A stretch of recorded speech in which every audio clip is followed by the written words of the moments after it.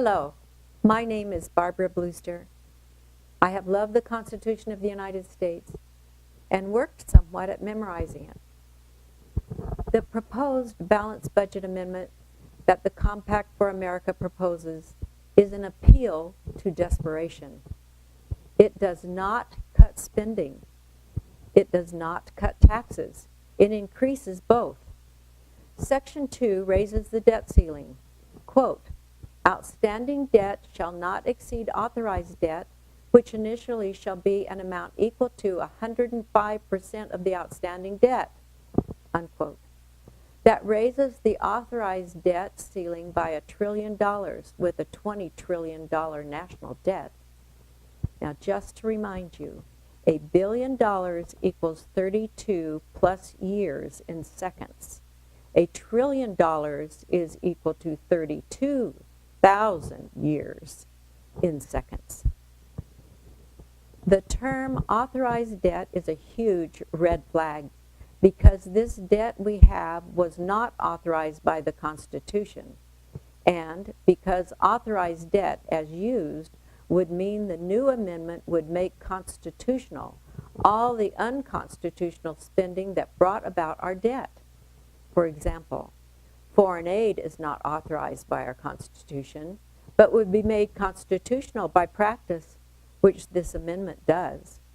It goes on to declare that any more debt would have to be approved by 26 states, with states dependent on federal handouts to 35 to 45% of their state budgets. How many states would have the nerve to turn down Congress's plea for raising the debt ceiling?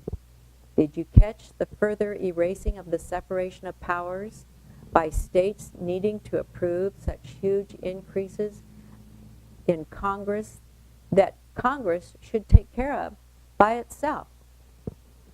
The balanced budget amendment authorizes Congress to impose a national sales tax and a national value-added tax.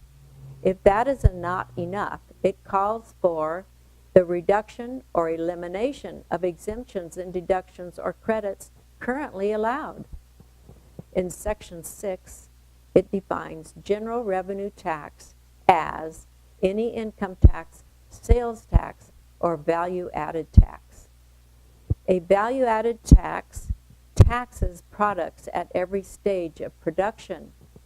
We do not have that now. The BBA permits Congress, by a 2/3 vote of each house, to impose new or increased taxes. The bill gives more power of the purse to the president by allowing the president to impound funds. Thereby, the president has power of purse and sword, which was defined or has defined a tyrant in the past. Nothing is mentioned to cut spending. Nothing is mentioned to abide the enumerated powers. Nothing is mentioned to use the 10th Amendment to nullify federal government controls over state issues. The balanced budget amendment increases taxes, gives more power to the president, erases more of the separation of powers between the states and the federal government. It is a hoax, a fraud, and a very dangerous direction to pursue.